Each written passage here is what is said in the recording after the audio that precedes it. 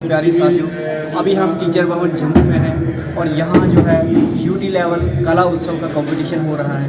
हमारे साथ वदी डायरेक्टर समग्र शिक्षा दीपराज सर मौजूद हैं और उनके बाईं जानिब अगर हम देखें तो director school education Kashmir Tassaduq साहब।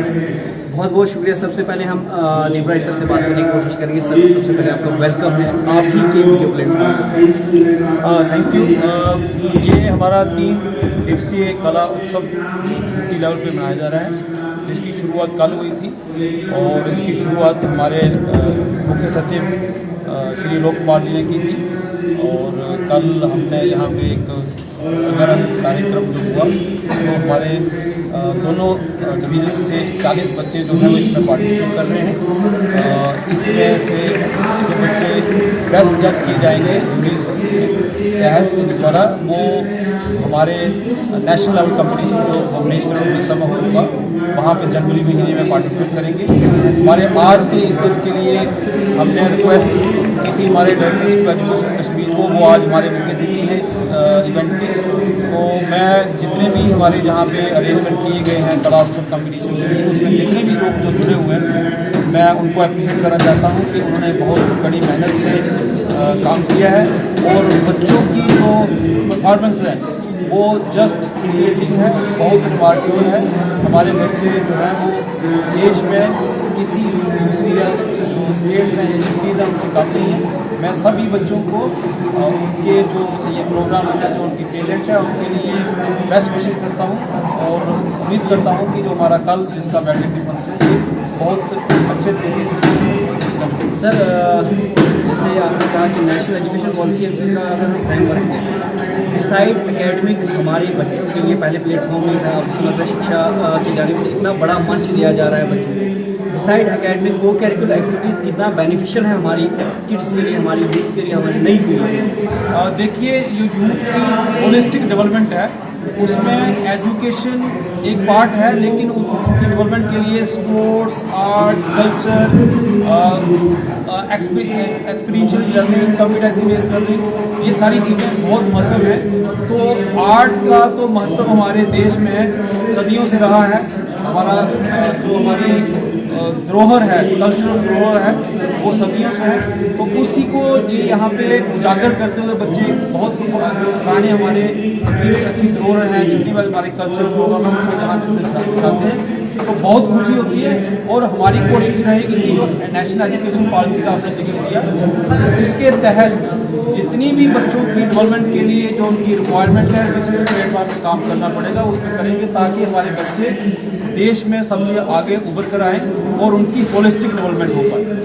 बहुत बहुत शुक्रिया सर, आपसे बात करने के लिए। हमारे साथ तसद्दुक़ सर हैं, director school education Kashmir. Sir, सबसे पहले आपका वेलकम है। आप जम्मू आए, इतने दूर से आपने लंबा सफ़र किया हमारे वीडियो प्लेटफॉर्म पे आकर। सर, थैंक यू बहुत बहुत। सर, क्या लगता है आपको कि जिस तरह से सभी अगर माने में हम देखें संगीत कला, ये जो है कलाओं का एक दर्शन हो रहा है और हुनरबाजी का एक प्लेटफॉर्म जो मंच है, पहाड़ों में जो संगीत छुपा हुआ है, हिडन टैलेंट जो है उसको फर्निश किया जा रहा है और इतना बड़ा मंच हमारी खासकर गवर्नमेंट स्कूल के बच्चों के लिए अगर हम देखें, प्राइवेट स्कूल में कहीं ना कहीं ये अपॉर्चुनिटी होती रहती थी, लेकिन गवर्नमेंट स्कूल के बच्चों के लिए ये मंच तो कैसा क्या कहते हैं?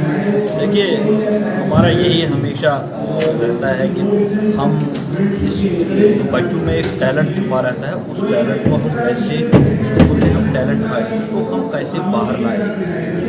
हर जगह टैलेंट होता है, लेकिन उस टैलेंट को दर्शाना, उस टैलेंट को स्टेज पे लाना और उसको एक एक्सपोजर देना, ये बच्चों के लिए एक एक्सपोजर भी होता है और एक लर्निंग एक्सपीरियंस भी रहती है। बच्चे जब जिनमें टैलेंट होता है वो उनको ऐसा प्लेटफार्म मिलना यूटी लेवल पे उनके लिए बहुत बड़ी बात है और आगे भी हम इसको करते रहेंगे। यहाँ से कुछ लोग जाएंगे जो नेशनल लेवल पे जाएंगे, तो जिस तरह पिछले साल हमने इनामात हासिल किए थे, इस साल भी हमारे बच्चे जिनमें ऐसा टैलेंट है कि definitely they will be getting some awards at national level.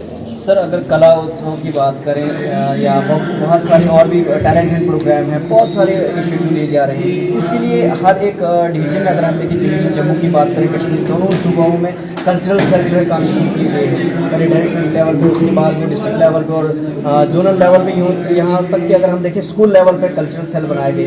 जो कल्चरल सेल की टीम, जो इंटायर टीम है, वो इन एडिशन ये काम कर रही है। तो उस टीम का जो लेखा जोखा है, उसकी जो परफॉर्मेंस है, उनके लिए क्या कहेंगे? देखिए, they are part of our education. जैसे आपने कहा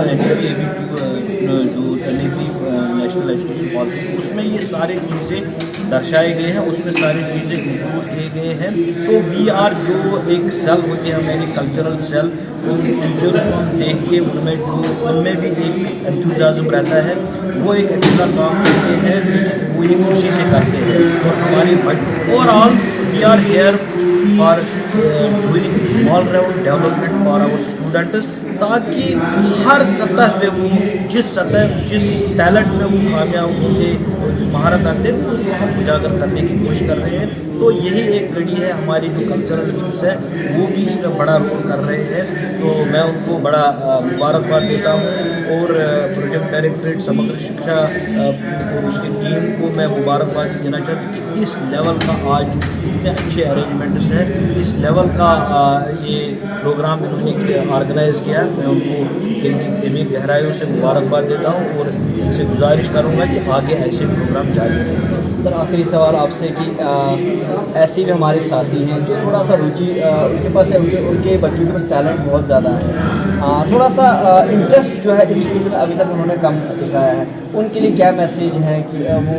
मैं उनको यही कहूँगा, जहाँ जिसके पास भी जो टैलेंट है वो हमारी कल्चरल विंग्स के साथ कंटेक्ट करेंगे। और वो कल्चरल विंग का एक मोटो रहा है कि वो उस टैलेंट को आइडेंटिफाई करके हायर लेवल्स पे लेना चाहिए। Thank you sir, thank you. तो एक बार फिर से आप जुड़े थे cultural and educational sector DSCG के ऑफिशियल पेज के साथ, खूबसूरत वीडियोज़ के साथ आपसे फिर से इजाज़त दीजिए।